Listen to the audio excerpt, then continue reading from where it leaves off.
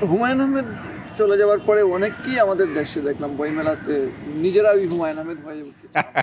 এই যে চেষ্টাটা কিংবা এই অপচেষ্টাকে কিভাবে দেখেন? গরিবের হুমায়ুন আহমেদ, ছোটদের হুমায়ুন আহমেদ, নাখালপাড়ের হুমায়ুন আহমেদ আমরা অনেক রকম দেখেছি। সিলেটের হুমায়ুন আহমেদ, বরিশালের হুমায়ুন আহমেদ। এটা হয় কি, যখন একজন বিখ্যাত ব্যক্তির প্রয়াণ হয় বা বিদায় হয় তখন ওনার মতো করে সাজার চেষ্টা করেন অনেকেই।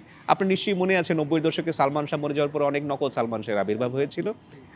অনেককে সালমান শাহর মতো করে সাজিয়ে সালমান শাহর অসম্পূর্ণ সিনেমাগুলো সম্পূর্ণ করা হয়েছিল। তাদের মুখমণ্ডল দেখানো হতো না, সাইড ভিউ দেখানো হতো, লেফট প্রোফাইল, রাইট প্রোফাইল বা ব্যাক প্রোফাইল দেখিয়ে তাদের কাজগুলো সারা হতো। অনেকেই সালমান শাহ হওয়ার চেষ্টা করেছিল এবং সালমান শাহ হওয়ার চেষ্টা করে অনেকে মাথায় ব্যান্ডানা বেঁধে তিনি যেভাবে টি শার্ট পরতেন ওভাবে, তিনি যেভাবে মোটরসাইকেল চালাতেন ওভাবে, তিনি নায়িকাদের সাথে যেভাবে হাসতেন খেলতেন ওরকম হাসা খেলার চেষ্টা করেছিলেন, কিন্তু শেষ পর্যন্ত টিকে থাকতে পারেনি।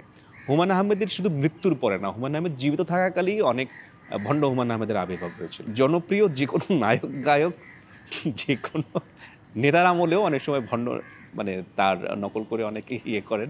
সেটা হচ্ছে যে কেন আমাকে হুমায়ুন আহমেদই হতে হবে, কেন আমাকে সালমান শাহই হতে হবে? আপনি যদি অভিনয় করতে যান আপনি আপনার নিজের মতো করে অভিনয় করলে পারেন, সালমান শাহর মতো হতে হবে এমনটা না।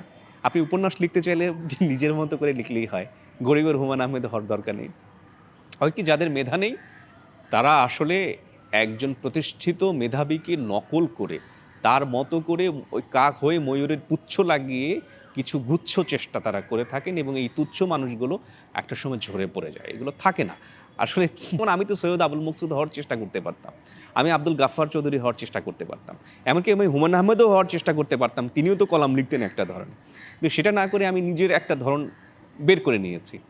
এভাবে একজন মানুষ চাইলেই নিজের ধরন বের, তার মধ্যে যদি স্পার্ক যদি থাকে, তার মধ্যে যদি মেধাটা যদি থাকে, তার ভেতরের অন্তরাত্মার মধ্যে থেকে যদি ওই লেখার সম্পদটা যদি থাকে, ওটা বেরিয়ে আসবেই। অগ্নিগিরি লেখা হচ্ছে অগ্নিগিরির মতো, সুপ্ত অগ্নিগিরির মতো, এটা জ্বলন্ত অগ্নিগিরিতে পরিণত হবে। এটা ওই গরিবের হুমায়ুন আহমেদ বা বিকল্প সালমান শাহ হওয়ার চেষ্টা করা, এটা একেবারে ঠিক না আসলে।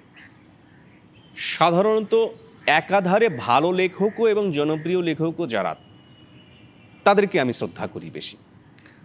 আর যারা ভালো লেখেন না কিন্তু জনপ্রিয়, তাদেরকেও আমি অশ্রদ্ধা করি না, কারণ পাঠক ধরে রাখার জন্য, পাঠক সৃষ্টি করার জন্য তাদেরকে প্রয়োজন রয়েছে। এখন ব্যাপারটা হচ্ছে যে একজন লেখক যদি খারাপ লিখেও যদি জনপ্রিয় হয়ে যান, তিনি যদি কোনো ফৌজদারি অপরাধ যদি না করেন লেখার মাধ্যমে, আমি তাকে সমর্থন করি। দরকার আছে সমাজে এরকমের কিছু লেখক থাকার দরকার আছে যে তিনি বানান ব্যাকরণ খুব একটা বেশি ভালো জানেন না, তিনি পড়াশোনা করেননি, কিন্তু তিনি বছর পর বছর ধরে পাঠক ধরে রাখতে পেরেছেন। ওই লেখা পড়ে কেউ যদি খুন করতে বা অন্যকে আক্রমণ করতে যদি উদ্বুদ্ধ না হয়, আমি তাকে সালাম জানাবো এবং আমি চাইবো তিনি টিকে থাকুক। এর কারণটা আমি ইতিমধ্যেই বলেছি। এখানে হচ্ছে আমাদের দেশে তো আসলে তেমন কেউ পাঠক তৈরি করতে পারেন না, এ ধরনের লেখকরা পাঠক তৈরি করতে পারেন।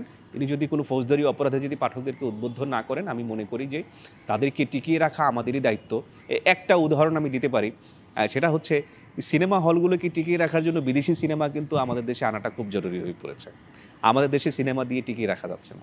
জনপ্রিয় লেখকরা হচ্ছেন যারা মেধাহীন কিন্তু জনপ্রিয়, তারা হচ্ছেন বিদেশি সিনেমার মতো। তাদেরকে দিয়ে সিনেমা হল বা লেখালেখি জগৎটা টিকিয়ে রেখে আর্ট ফিল্ম পরবর্তীতে চালানো যায়।